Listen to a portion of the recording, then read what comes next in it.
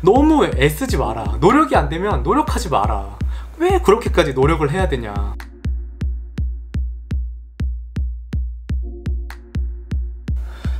안녕하세요, 우왕 이현왕입니다.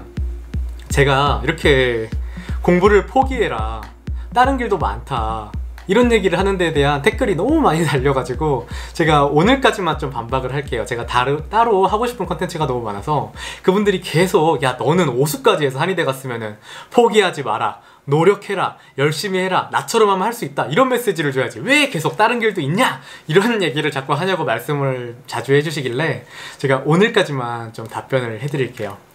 일단 제가 우석대 한의대를 입학할 때요, 굉장히 패배감에 절어서 입학을 했었어요.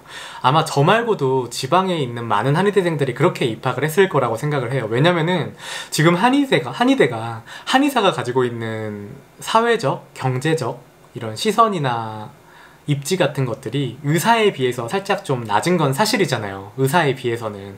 물론 다른 영역이고 저는 지금 한의학을 굉장히 사랑하고 한의학도 굉장히 공부를 열심히 했고 인정하지만 사회적인 시선이, 그리고 경제적인 입지가 조금은 차이 나는 게 사실이에요. 그렇기 때문에 많은 친구들이 의대에 못 가서 한의대에 오는 경우들이 많았어요. 저희 때만 해도. 그리고 지방대 한의대잖아요. 아마 경희대 한의대와 우석대 한의대를 둘 다 붙었다면 우석대 한의대를 선택하는 경우는 그렇게 많지 않았을 거라고 생각을 해요. 물론 저는 우석대 한의대를 굉장히 사랑합니다.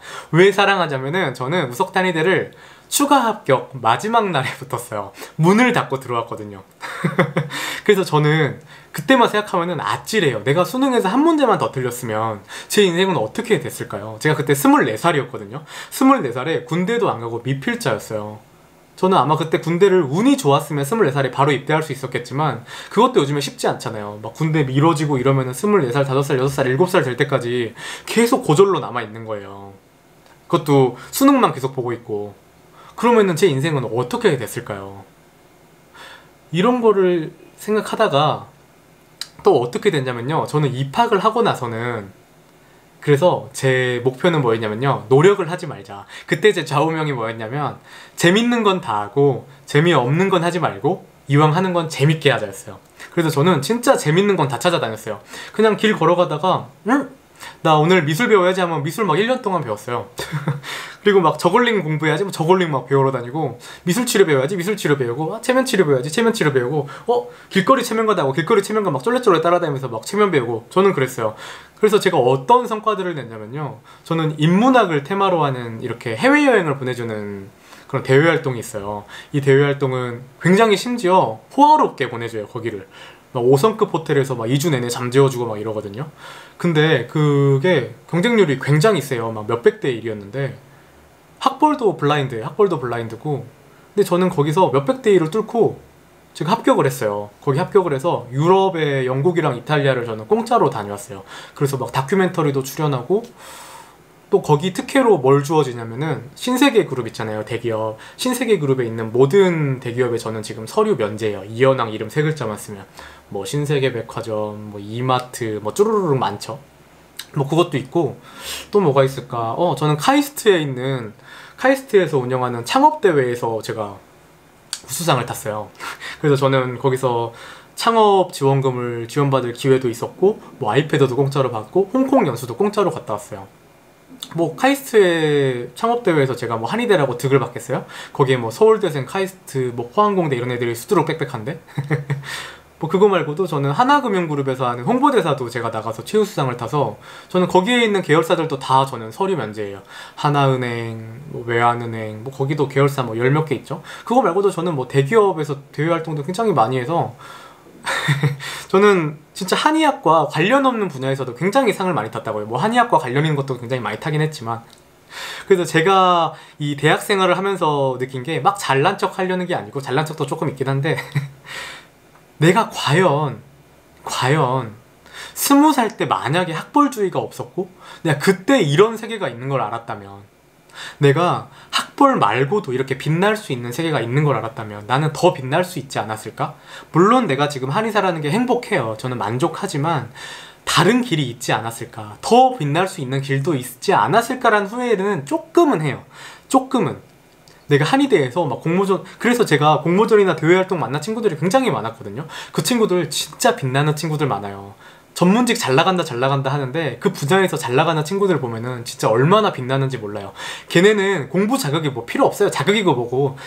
걔네들이랑 만나면은 저랑 무슨 얘기 하냐면은, 저희는 자극을 해주지 않아요. 야, 열심히 살아야지, 뭐 해야지.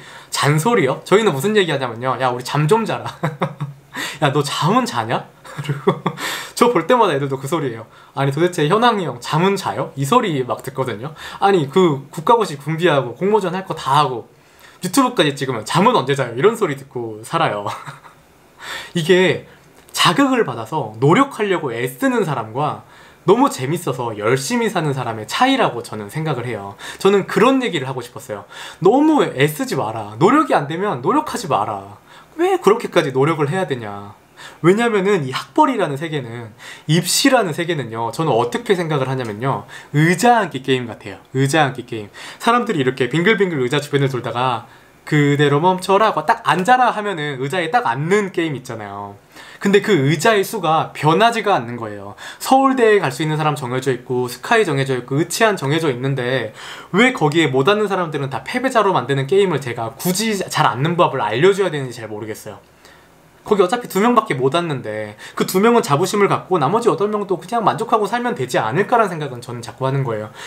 포기하지 마. 포기하지 마. 의자에 이렇게 하면 앉을 수 있어. 야, 좀만 더 노력해. 좀만 더 노력하면 저 의자에 앉을 수 있어. 라고 제가 요구를 하면 어떻게 되냐면 그 8명이 계속 서성거리는 거예요. 그 2명은 앉은 사람들은 떠나고 내년에 다시 그 의자 2개가 가운데 놓여지고 그 8명이 서성거리겠죠? 근데 10명이 새로 또 와요. 그럼 18명이서 게임을 하는 거예요. 그럼 노력을 작년보다 2배로 해야 돼. 2배로 하면은 또 2명이 앉겠죠? 노력을 한 사람이 꼭 성공하라는 보장은 없어요.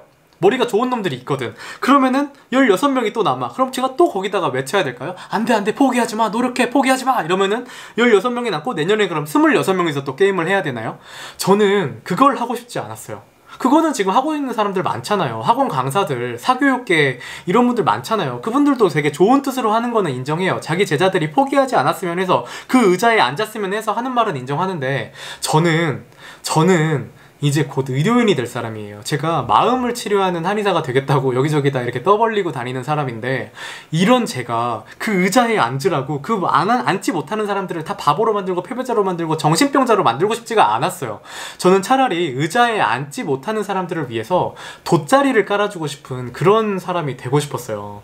그렇다고 제가 장수생들을 나쁘다고 생각하지 않아요. 저는 장수생들만 보면은 입에 이렇게 미소가 지어지는 사람이에요. 동질감도 굉장히 느껴지고, 제가 제 국가고시가 끝나면은 기획하고 있는 컨텐츠들 중에 그런 것도 있는데 굉장히 다양한 사람들을 많이 보여주고 싶어요, 제 채널에서.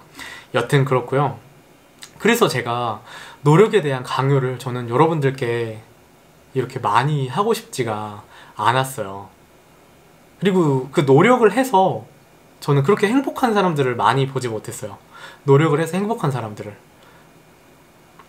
뭐 하고 싶은 얘기는 더 있는데 그 짧게만 얘기하면, 이 노력하는 친구들 중에 안 좋은 선택을 하는 친구들이 너무 많았어요.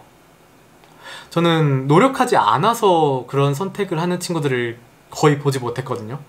내가 노력하지 않아서 이렇게 탱자탱자 놀다가 아 후회된다 이런 선택을 하는 친구들은 거의 보지 못했는데, 정말 열심히 노력했던 친구들이 노력에 배신을 당했을 때 그 친구들이 그 겪는 좌절감은요. 근데 그 와중에 과연 내가 그 친구들한테도 또 돌을 던져야 될까?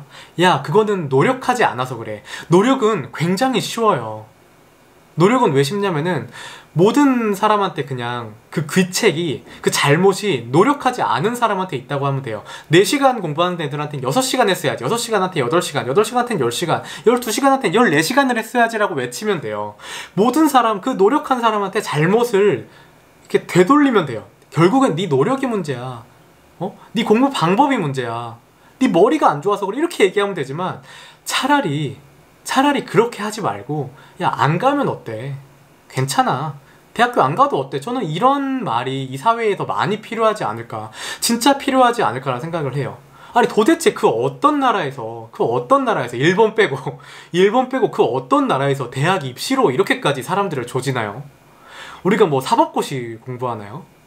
아니 물론 저도 공부했지만 저는 그때는 몰랐다니까요. 제가 알았으면 저는 오수를 하지 않았을 거예요. 진짜 안 했을 거예요. 근데 이 입시로 이 사람들 그러잖아요. 대학 입시는 노력하면 할 수 있는 공부다. 이 노력하면 할 수 있는 공부를 왜 4번, 5번, 6번까지 보면서까지 이렇게까지 해야 되나요? 그럼 또 다른 세계가 펼쳐져요. 그 다음 세계에서 잘하리란 보장이 없어요, 이 사람들이.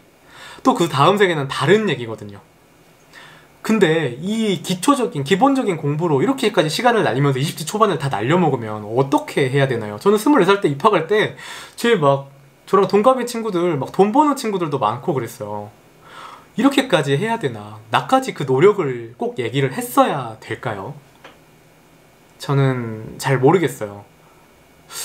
이번 영상에도 그런 댓글이 달릴지는 모르겠는데 제 이번 영상은 좀 답이 되었기를 바래요. 그리고 여러분들 혹시나 장수생들 상처받을까 봐 하는 얘긴데 진짜 늦은 거 아니에요. 늦은 거 아니에요. 저는 진짜 제 동생한테 항상 하는 말인데 제 동생이 맨날 이렇게 막 걱정돼서 저한테 상담을 받으면 아 뭐하러 걱정하냐 동생, 그냥 핫도그 공장 가면 되지. 야 안 굶어 죽어. 야 임마 핫도그 공장 가서 네 좋아하는 게임하고 그렇게 살면 되지. 뭐 인생 별거냐 이렇게 얘기하거든요. 아 진짜 인생 별건가요? 아니 누군가는 핫도그 공장에서 일을 해야 되잖아요. 핫도그 공장이 왜 일이 나빠요? 전 핫도그를 되게 좋아하거든요. 누군가는 해야 되는 일을 꼭 하는 거거든요. 근데 그 일을 왜 그렇게 막 실패자들이 몰려가는 것처럼 생각을 하게 되나. 전 이 사회가 너무 안타까워요.